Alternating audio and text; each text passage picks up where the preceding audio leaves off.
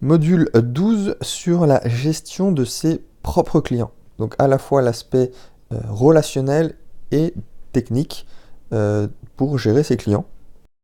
Donc je vais te parler de à la fois tout au début quand tu vas signer ton contrat, pendant et aussi donc ce que j'appelle moi la rétention, c'est-à-dire comment faire pour garder ses clients, les garder satisfaits et les garder tout simplement en contrat. Pour rappel, comme je t'ai dit au début, il y a deux conditions dans ton travail. Ce qui va faire que tu vas vraiment conclure beaucoup plus rapidement tes deals, c'est que c'est 100% satisfait, donc euh, remboursement, au cas où, remboursement tu proposes, donc tu prends le risque pour toi en fait. Et deuxièmement, s'arrêter quand on veut, avoir la possibilité pour le client d'arrêter tes services d'un mois à l'autre. Voilà, il faut juste avoir un mois qui te prévienne 30 jours avant et c'est possible pour lui. Alors déjà, avant de rentrer dans les détails, quand tu es entrepreneur, tu as vraiment beaucoup de choses à gérer. Et quand tu es en plus dans une activité comme celle-ci où il y a beaucoup de relationnel et de communication, t'as pas que la technique à gérer en fait. Tu vas devoir faire le SAV, la relation client, sans compter évidemment que tu vas être un peu comptable, tu vas être un peu sur la com, donc vraiment un peu sur tous les fronts. Et ça c'est important de souligner parce que de premier abord, sur un premier abord, on n'a peut-être pas l'impression du travail que ça demande, en tout cas au niveau relationnel. Alors, concernant ce principe de rétention, il faut savoir qu'il y a certains clients qui vont partir, qui vont arrêter de faire appel à tes services, même si tu as des résultats, même si tu as des bons résultats. Donc, il ne faut pas non plus être frustré quand ça arrive et se dire que c'est possible. Donc, ils vont partir, même si tu as des résultats, car ils pensent pouvoir le faire. Et des fois, ils reviennent, d'ailleurs. Donc, c'est pour ça qu'il ne faut pas non plus euh, partir en mauvais termes ou avoir ce sentiment de frustration et de couper les ponts. Des fois, ils reviennent, même assez souvent. Il y a une période voilà, de quelques mois, ils vont se rendre compte que c'est très compliqué, et même sans être compliqué, ça leur prend énormément de temps. Donc en moyenne, si on prend vraiment les petits et les gros clients et qu'on fait une moyenne, ça fait à peu près 9 à 12 mois.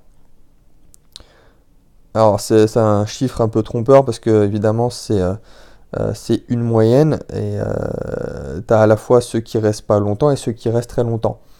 Donc en fait, tu peux te retrouver avec un petit client qui va te tester 3 à 6 mois même en ayant des bons résultats. Il va te dire ok c'est bien, au revoir. Et à l'inverse des gros clients qui vont te garder 24, 36 mois, enfin vraiment ils vont te garder.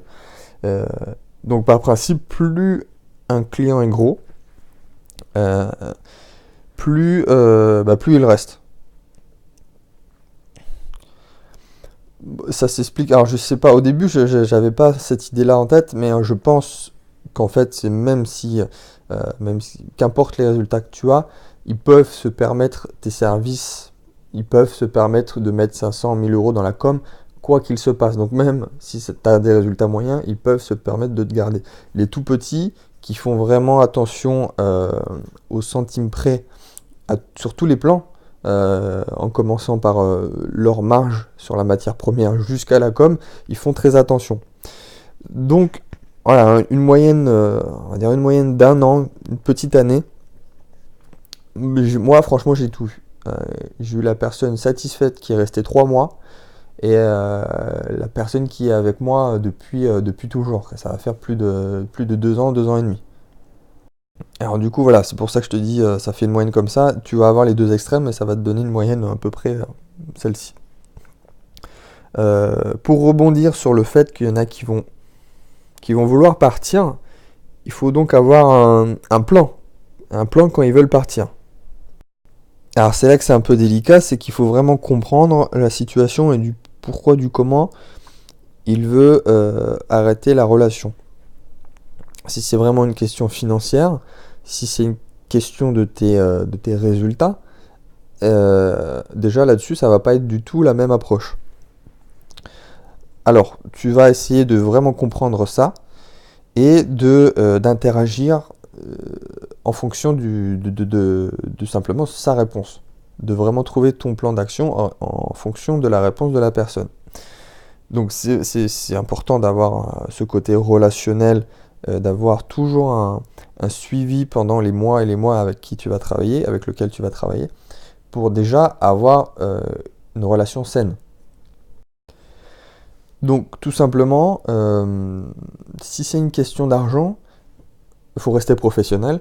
Je leur dis, je comprends tout à fait. Ce qu'on peut faire, c'est on met en pause notre service. Voilà, mon travail, je le mets en pause sur une période peut-être de 3 mois. Ça peut renflouer vos caisses en quelque sorte. Moi, je ralentis le rythme, je coupe rien, voilà, je mets pas à sec tous vos comptes, je bloque pas tous vos comptes. Je vais diminuer évidemment tous les contenus que je fais personnellement. Je laisse votre séquence telle qu'elle est. Le tunnel de vente, il change pas, donc ça va continuer à travailler pour lui.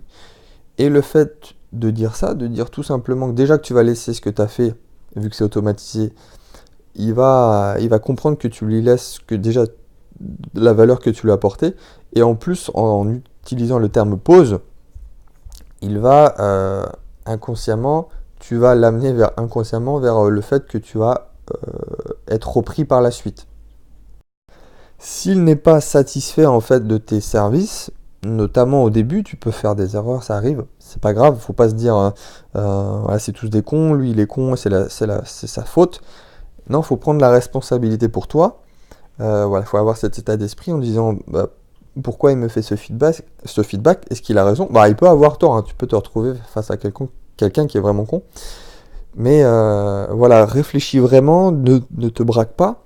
Mais dans ce cas-là, encore la même technique, tu lui proposes, en lui expliquant évidemment que c'est tes débuts, que tu sais qu'il y a un gros potentiel sur son entreprise et sur les techniques que tu dois améliorer.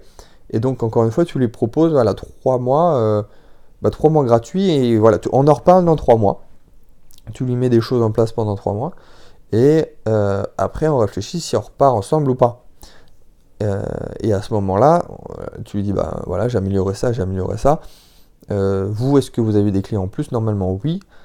Parce qu'effectivement, si tu te retrouves avec un deuxième échec, là, ça va se compliquer. Et là, tu repars sur les tarifs habituels. Et ça marche assez souvent. Le fait de simplement assumer ses erreurs, enfin, pas forcément ses erreurs, mais ses débuts, rien que là-dessus, c'est déjà un point fort pour la personne. Et évidemment, tu lui proposes du contenu gratuit et de rétablir la situation par la suite. Un peu comme un salarié, s'il fait des bêtises que le patron n'est pas content, il ne va pas se faire virer tout de suite. Il va avoir une période d'essai, il peut avoir un avertissement, mais il ne va pas être viré. On va continuer à le payer. Et donc, il faut faire ses preuves. Il faut montrer que voilà, c'était un moment de faiblesse ou simplement nos débuts. Et qu'ensuite, on va être beaucoup plus prolifique. Alors, j'ouvre une parenthèse technique, on va dire, sur le paiement. Comment toi tu vas te faire payer? Donc, tout simplement, ce qui marche le mieux, c'est donc virement automatique par PayPal et par Stripe. Alors, pour le coup, je vais pas te baratiner, mais il faut mettre les choses simplement pour que la personne comprenne. Il faut fixer une date de paiement. Voilà. Comme un salaire qui va tomber le même jour de chaque mois. Et combien, évidemment. Alors, faut faciliter au maximum la compréhension. Il faut que ça soit très simple. Donc, une date, combien. Il n'y a pas à tergiverser. Ça, c'est simple à comprendre pour la personne.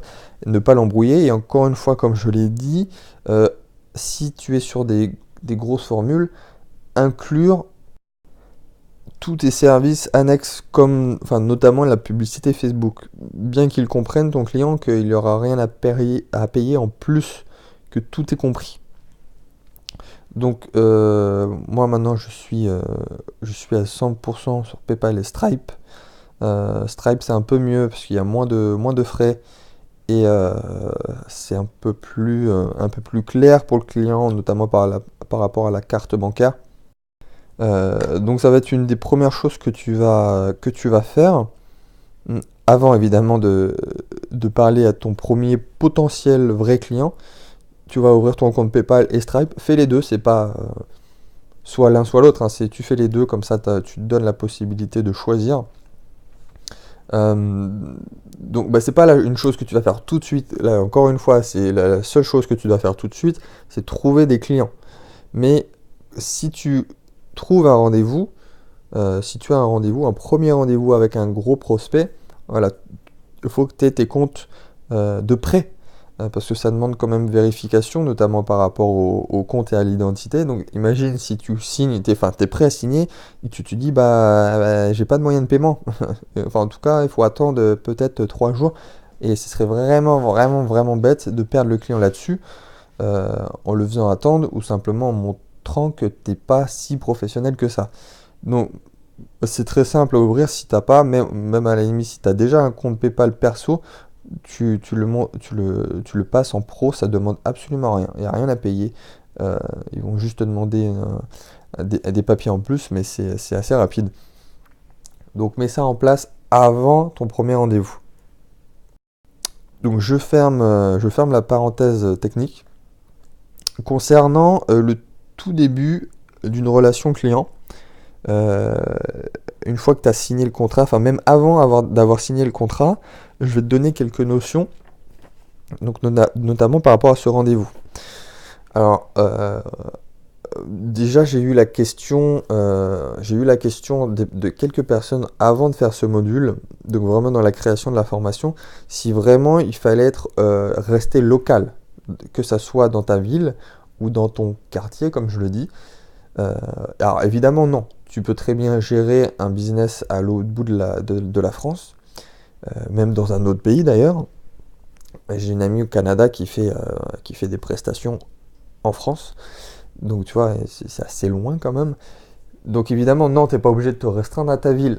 Alors j'ai eu l'objection, effectivement, si dans ma ville, le marché va être vite saturé. Alors déjà ça non. Si en plus tu es dans une grande ville, il y a tellement de potentiel, tellement de commerçants, tu dois même pas imaginer les chiffres, que vraiment pour que le marché soit saturé, on sera en 2028. Hein. Donc même, ce que je veux dire, c'est que du coup, même tu peux te focaliser rien que sur ta ville. Mais si tu penses avoir un réseau ou si par chance tu connais peut-être des personnes qui seraient intéressées dans d'autres villes, il n'y a pas de souci. Mais tout ça pour te dire que c'est mieux de rester sur ta ville, parce que déjà, tu connais euh, comment dire, l'environnement, l'ambiance. Alors, c'est un peu bizarre comme notion de dire ça, mais c'est important. Tu connais un peu comme en immobilier, vaut mieux connaître la ville. Là, c'est un peu la même chose de connaître vraiment la dynamique des quartiers, la dynamique de la ville. Et évidemment, le gros avantage, c'est que tu vas pouvoir, de un, voir la personne de face à face, et pour négocier, c'est beaucoup mieux. Et pour le relationnel, globalement, c'est beaucoup mieux. Et évidemment, faire du contenu par toi-même, aller sur place, prendre des photos, des vidéos, au moins une demi-journée, par-ci, par-là. Donc, tout ça pour te dire que, voilà, si c'est vraiment un client local, il y a un moment donné où va falloir prévoir un rendez-vous. Euh, Moi, de par la technique, donc j'utilise souvent la technique du reverse marketing, du courrier. Et là, la personne va me rappeler, le plus souvent va me recontacter, ça va être par téléphone. Alors, si tu te souviens, je disais de ne pas faire la prospection par téléphone. Ce qui est vrai, donc l'étape numéro 1, c'est pas le téléphone. Ça doit être l'étape numéro 2. C'est pas ta prospection. Parce que là, tu es en position de force et c'est exactement ce que tu veux. Et surtout, la personne est intéressée. Elle te recontacte. Tu vas pouvoir expliquer la chose. Alors souvent, 95% du temps, c'est par téléphone. Elle peut très bien te recontacter par mail pour te dire de venir sur place. Donc là, voilà, tu zappes la partie téléphone et voilà, tu viens sur place. Alors le plus souvent par téléphone, moi ça dure une demi-heure, une heure grand maximum. Ça se passe vraiment très bien et l'idée c'est de vraiment que la conversation soit très courte le plus possible et d'inciter la personne à prévoir un rendez-vous physique. Voilà, tu dis il me faut un rendez-vous d'une heure, un rendez-vous de lancement. Et ensuite, là, tu vas sur place. Ce rendez-vous de lancement, en fait, tout simplement, tu vas tout lui expliquer, tu vas lui faire une synthèse, un récap de tout ce que tu vas lui proposer, de comment tu vas le mettre en place, comment vous allez travailler ensemble, et deuxième objectif de ce rendez-vous, signer l'accord tout de suite. Donc voilà, le cheminement logique, ça va pas te prendre des plombes. Tu fais ta prospection, un rapide coup de téléphone qui a comme unique objectif de prévoir ce fameux rendez-vous de lancement et tu vas sur place pour comme disent les Américains, pour le closer, pour signer, revenir avec un accord et du coup en une heure de tout lui avoir expliqué. Donc ce qui est important, tu l'as compris, c'est de toujours se ramener à un rendez-vous avec un accord.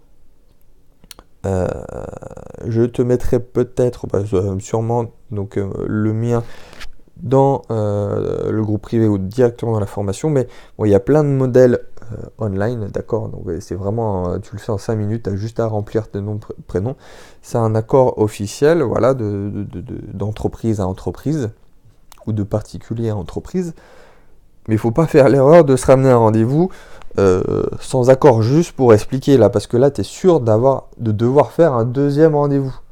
Et si tu fais ça systématiquement, t'as pas fini quoi. Donc toujours se ramener à un rendez-vous avec un accord.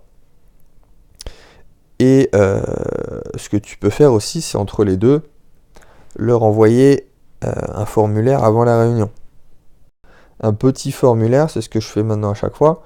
En fait, ça va être les points clés que tu vas aborder pendant le rendez-vous. Simplement pour qu'il ait une idée déjà de ce que vous allez apporter. Et toi, en fait, dans cette réunion d'une heure de lancement, tu vas juste étoffer, quoi. Tu vas réexpliquer un peu plus à chaque fois les points importants pour entrer dans le détail et surtout pour répondre à ces questions. Donc au début, j'avais un peu de mal, moi, toi, à mettre ça en place pour voir ce qui allait le mieux marcher, surtout pour voir ce qui allait me prendre le moins de temps possible. Mais maintenant, je suis sur mode autopilote. C'est vraiment voilà, prospection, un coup de téléphone rapide. J'envoie le formulaire avant le rendez-vous et sur le rendez-vous, je le fais signer, je lui explique tout avec ce fameux formulaire. Donc, qu'est-ce que tu mets dans ce formulaire et qu'est-ce que tu vas lui expliquer pendant ce rendez-vous? Alors déjà, première chose à faire, tu vas lui poser la question si lui a des questions. S'il y a des choses qui peuvent être floues, des choses mal expliquées ou tout simplement que lui n'a pas compris. Et ça va être la première des choses, simplement lui apporter des réponses à ces interrogations. Ensuite, il va falloir faire plusieurs choses. La première, ça va être évidemment de récupérer ses comptes. Parce que ça va être quand même rare que tu tombes sur un client qui a vraiment aucune présence online, qui a aucun site, aucun Facebook, rien nada. Donc ça se trouve, la plupart du temps, ils ont au moins quelque chose en place, un compte Facebook, peut-être un compte Instagram. Tu vas récupérer leur accès, donc pseudonyme, mot de passe. C'est pour ça aussi que c'est important d'avoir envoyé le formulaire au préalable, parce que si tu demandes à quelqu'un, même si tu me demandes à moi, c'est quoi ton pseudo et mot de passe pour tous tes comptes, je le sais pas. Donc là, lui il va se préparer, ce qui fait que tu vas pas passer 3 heures avec lui et qu'il va devoir rechercher c'est quoi son pseudo, c'est quoi ses mots de passe. Donc c'est aussi pour toi te faire gagner du temps, ce formulaire. Donc évidemment, tu vas parler de votre future collaboration. Donc combien de fois et comment vous allez vous rencontrer, comment vous allez communiquer. Encore une fois, c'est très important pour que ça soit clair pour lui, que ça soit simple pour lui. Pour moi, ce qui marche le mieux, Maintenant, j'ai fait des tests sur la récurrence des appels, de la communication. C'est de communiquer 2 fois par mois. Et sur ces 2 fois, un mail euh, avec un récap, une sorte voilà, de synthèse de ce qui s'est passé sur le mois et un coup de fil. Donc voilà, tu te retrouves à avoir un contact direct, une relation au moins une fois toutes les 2 semaines, ce qui est bien. Euh, Quelque chose qui peut garder, qu'il aura sous la main un récap sur 30 jours et un appel téléphonique pour le rassurer, pour entendre sa voix, pour vraiment avoir une communication directe. Ça, c'est très important. Même si tu te dis que tu n'as rien à dire, au pire, tu redis ce que tu as mis sur le récap, mais pour que lui soit rassuré. Euh, donc voilà, c'est ce que aussi tu vas lui expliquer durant cette réunion. C'est combien de fois et comment vous allez communiquer. Alors ça se trouve, lui, il n'a pas du tout envie que ça soit aussi fréquent, hein. Il est peut-être très occupé, il veut juste voilà, un email récap pour voir ce que ça donne. Ou à l'inverse, il a peut-être besoin d'être plus rassuré, donc tu vas partir sur une fois par semaine. Euh, au début, ça commence à faire pas mal, une fois par semaine. Donc tu peux lui dire, voilà, sur les 3 mois, les 3 premiers mois, on peut s'appeler une fois par semaine, ou je vous fais une fois toutes les 2 semaines, plus le récap, pour le rassurer s'il a besoin, évidemment. C'est pour ça que c'est important que vous définissiez ensemble euh, votre façon de vous rencontrer et de communiquer. Ensuite, il va falloir mettre en place une plateforme de partage. Donc moi, ce que je fais à chaque fois, c'est Google Drive. C'est le plus simple. Voilà, si j'oublie un O, Google Drive. Pour plein de choses. Donc déjà pour le fameux mail récap. Donc tu vas pouvoir lui envoyer par mail, mais surtout tu vas le mettre, voilà, mois de janvier, mois de février, mois de mars, avec des chiffres clés, la croissance des comptes.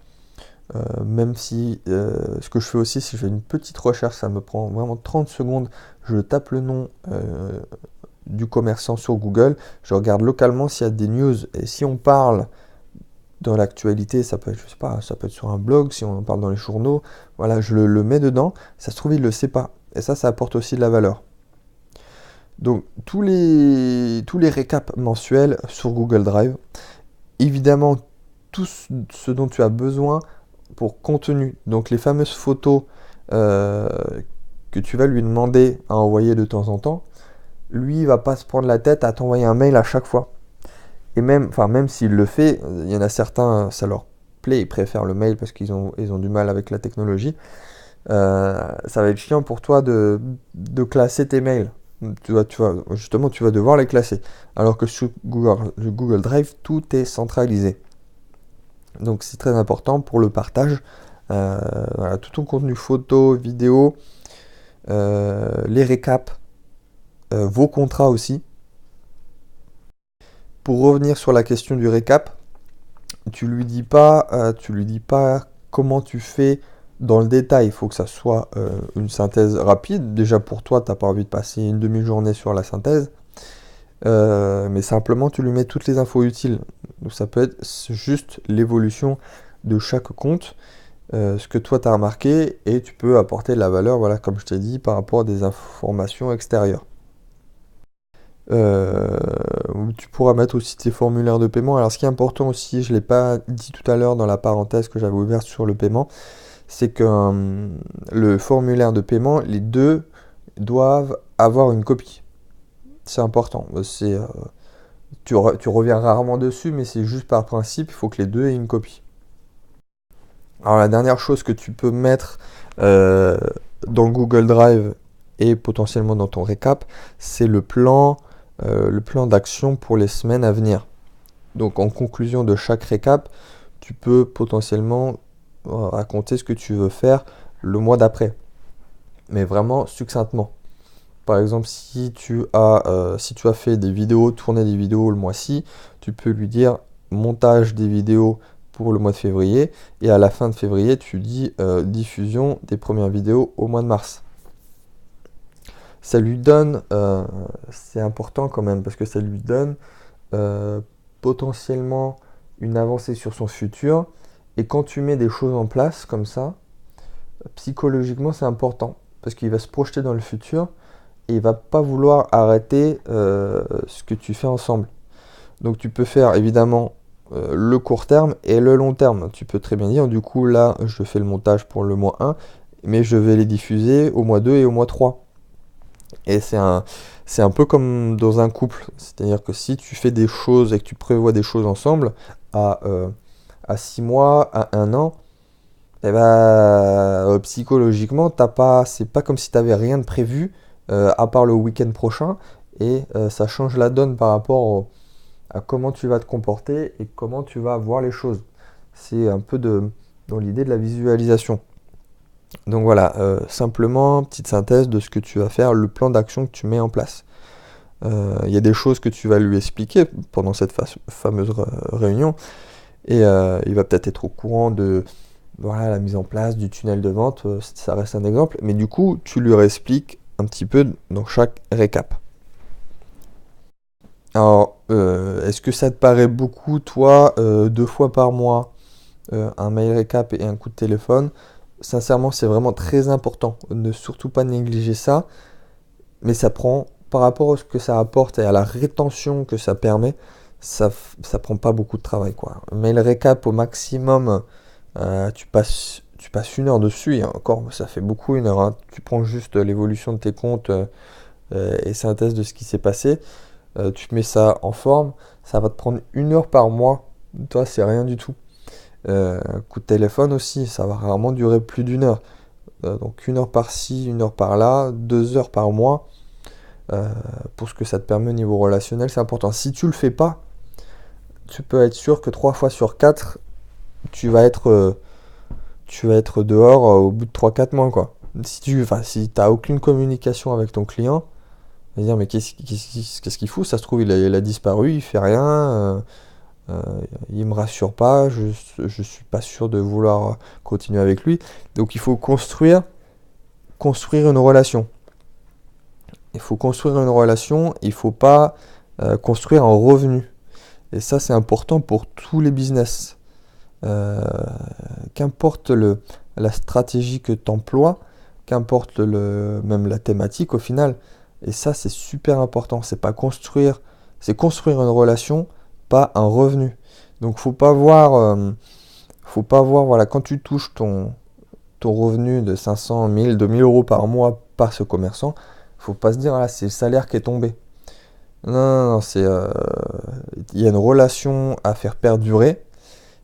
C'est pas un simple salaire qui tombe. Très important. Et eux, ce qu'ils attendent, c'est pas juste un service en fait, c'est une communication. Et c'est ce qui fait toute la différence en fait. C'est beaucoup plus difficile de commencer, justement, de te lancer, parce qu'il n'y a que l'aspect technique au départ. Mais si en plus tu as tes services qui sont nickel et une communication au top, ça fait toute la différence. Moi, par exemple, par rapport à toutes les formations, même par rapport à la pépite, le magazine, je promets un retour, une réponse aux questions. Enfin, je vois pas les choses autrement d'ailleurs. Si c'était juste, t'achètes la formation et basta, mon business serait beaucoup moins pérenne s'il n'y avait jamais de relation client, jamais de communication après. Et c'est aussi ce qui fait grossir le business, parce que ça va t'apporter énormément de choses. Un client satisfait, il va racheter, et un client satisfait, il va en parler autour. Tu vas avoir un business qui va croître beaucoup plus rapidement. Donc faut pas négliger ça en disant que tu perds du temps. Au contraire, c'est la chose la plus importante. Donc pas juste un service, mais aussi une communication que les personnes veulent. Donc vraiment, incluez vos clients dans le processus. Toi, tu es l'expert. Et comme je disais tout au début de ce module, il n'y a pas que la technique du coup. Et en tant qu'entrepreneur, surtout dans le relationnel comme ça, tu es l'expert, donc c'est à toi de manager la chose à la fois sur le point technique et sur la communication. Donc inclus tes clients dans le processus. Faut les rendre, faut les rendre patients aussi, parce que l'évolution est longue. Et donc, en général, comme je l'ai dit, 90 jours pour vraiment mettre des choses vraiment bien en place, durables et avoir des très bons résultats, c'est bien. 60 à 90 jours, voilà, c'est un très bel objectif que j'annonce systématiquement. Et donc aussi, c'est ce qui va te permettre la communication, donc, de les garder patients. Et si tu dis rien pendant les 4, 5, 6 premières semaines, le mec il va faire et Kiki, qu'est-ce qui se passe là? J'ai aucune nouvelle et il n'y a pas de résultat. Les garder dans la communication, les garder sereins, garder leur confiance, ça permet aussi de retarder les résultats, de vraiment de les rendre patients tout simplement et d'avoir une évolution plus long terme avec eux. Et dans un sens, en faisant ça, tu perds pas du temps parce que la personne, elle va te recontacter, elle va avoir plein de questions. Et si c'est elle qui fait l'effort d'aller vers toi, même si tu apportes la même chose en face, si tu réponds à ses questions, ça va pas être du tout pareil dans sa tête. Lui, il va se dire, il est pas pro, il fait pas l'effort de venir me voir, il m'inclut pas dans ce qu'il fait. Rien que cette notion relationnelle d'inclure les gens dans le processus, c'est important. Je pense que tout le monde a eu cette sensation des fois d'être exclu d'un groupe ou d'un événement ou quelque chose qui se passe, et d'être exclu, c'est vraiment quelque chose de vraiment triste dans la tête quand ça se passe. Et donc ça, voilà, toi tu es la personne qui sait ce qu'il faut faire, mais inclus la personne dans le processus, ça va faire une grosse différence pour toi. Et du coup, ta rétention va en prendre vraiment un énorme coup, quoi. Tu vas faire x2 si, moi je te dis pas de faire le test, de pas communiquer, mais vraiment ta rétention va exploser par rapport à ça.